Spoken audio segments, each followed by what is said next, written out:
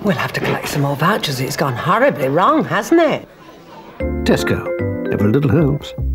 If you spend £10 on shopping, you get 1 token. So how far does a token go? How many tokens do you need to get something like this? Well, let's put it this way. You know, a computer set up like this would cost you approximately £1,000 in the shop, but they would get that at a reduced rate. But that actually takes £250,000 worth of shopping to buy that computer. £250,000? £250,000. So how on earth did you save enough tokens to get this computer? Our parents did an awful lot of shopping at Tesco's, obviously very influenced by their children, because they would have been encouraged to go to Tesco's to get the tokens so that we could get the free equipment. Okay, so I'm assuming that you've got a Tesco's nearby. We've actually got 2. Two Tesco's nearby. And so after an assembly, you know, after the prayer in the assembly, when we're coming up to the date, the head will say, don't forget, children, you know, we need these tokens. We're very near the target that we want. You know, bring your tokens in, go and ask your mums and aunties, uncles, anybody. Give us the tokens and we'll get them in. So the children are having this very subtle pressure to buy at Tesco's, if they buy at the right supermarkets, that then they can help their school. Yeah. But if you think of a scanner, you know the scanner costs about £80, doesn't it? Yeah. In better shops. Now, to get that, you'd have to spend £44,900 worth of shopping just for a scanner. £44,900? Yes. You could go to the shops and buy one. You could just go and buy one. Cheaper. Yeah, you could, couldn't It'd you? be easier, but you're doing your shopping at the same time. It says free computer equipment, but it's not free. You have to get the vouchers. It says free computer equipment, but you have to get the vouchers. We go to Tesco's a lot then, don't we? Whether this sort of marketing is good or bad, it certainly works. Tesco received more positive coverage in the national newspapers than any other UK company last year. Now that's promotion. Product, price, place and promotion, the 4 P's of marketing. But with Tesco's, there's another P, and it's probably more important than all the other P's. It's P for power.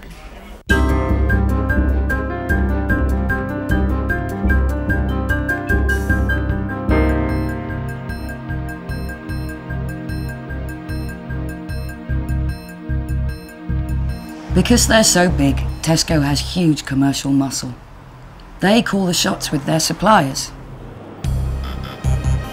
They can say what they want, when they want it and how they want it. And if you don't like it, tough.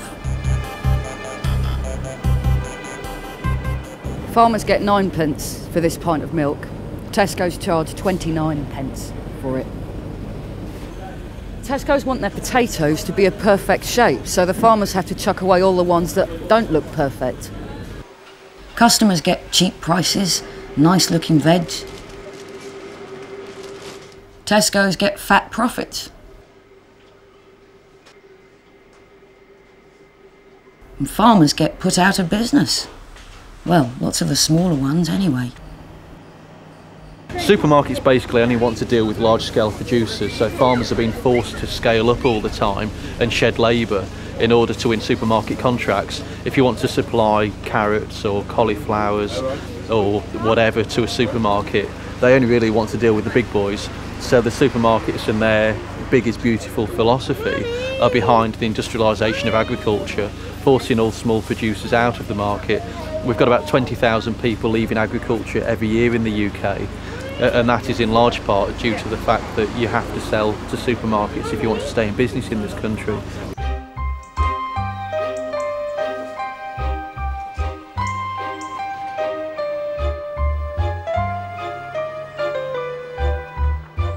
Farmers are even setting up their own markets, farmers' markets, as their alternative to the Tesco experience. Put the chocolate into 4, lay it out on a baking tray, like a bit of oil or butter. That's £1 altogether. Thanks very much. Great. You can't accuse Tesco of not offering us healthy stuff because look, they've got this huge organic section here And they've even gone to the trouble of flying lots of it in from Africa and the Far East, for instance. This package of baby corn has been flown all the way from Thailand. That's about 6,000 miles. And these sugar snap peas, which a lot of people can grow in their garden, have come all the way from South Africa. And these runner beans here, they've come from Africa too. They've come from Zimbabwe. And that's about 5,000 miles. They'll have come by plane.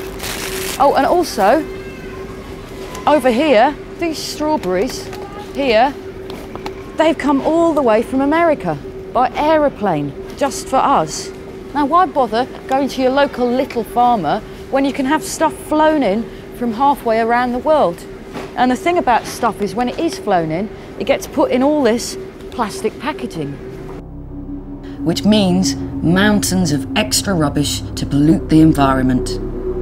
They still don't know how long a piece of plastic will last after you've thrown it away. Nobody's been alive long enough to find out.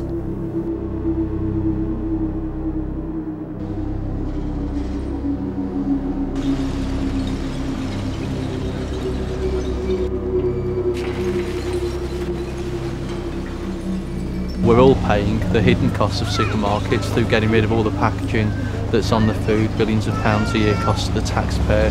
We're all paying to maintain the motorways, to cart the food up and down all over the place. We're all paying the bill the NHS picks up in terms of damage to people's health through supermarket generated traffic. That the cost of food beyond what you pay at the till is extortionate. Hang on a minute. Tesco aren't that bad, are they?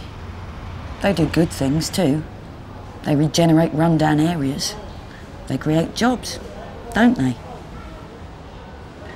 Every big new superstore that opens destroys 276 jobs on average. It creates jobs, but because it closes down lots of small shops and all the small suppliers for the small shops and lots of other people working in the local economy, they all lose their jobs because it takes the trade away from them. A lot of the local shops have closed down, especially in this area. There's a lot of supermarkets in this area. I mean, it's good for the good for people like me that have got a car, but not for old age pensioners. And how about for the people Tesco give jobs to? I think that the wages for shop workers, not just in Tesco's, but generally, are very poor.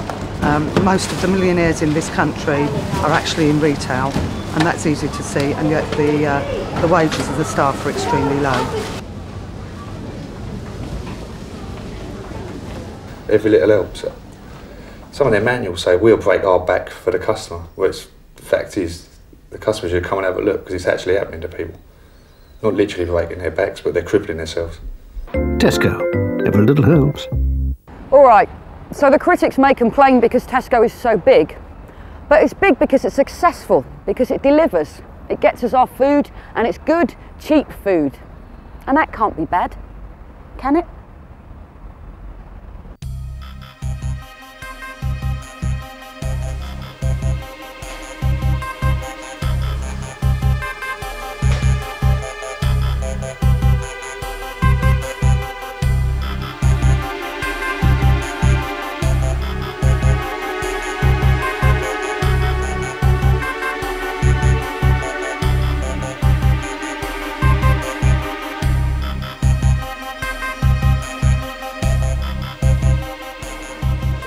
We're all getting fatter. Although we're living longer, we're now getting diseases that we're dying prematurely from. Heart disease, some cancers, diabetes, strokes, a whole range of diseases that are diet related. Now, what's going on? Is it that we don't know how to choose? Is it that we don't know what we should be choosing? Or is it that the supermarkets entice us, they like flatter us, try to seduce us to buy all of these different things? Actually, you can only eat healthily for your own good if you eat very simply. So you really know, well, I've had quite a lot of fat here. But if you've eaten, say, a pizza, do you really know how much hidden fat there is in that? If you eat a breakfast cereal, has it got a lot of sugar, no sugar? So it's all these hidden ingredients. Now that's why supermarkets have now come under the spotlight, because are they colluding in ill health? They're not causing the ill health, that would be wrong to say that, but are they colluding in it? Are they colluding with us in our own downfall?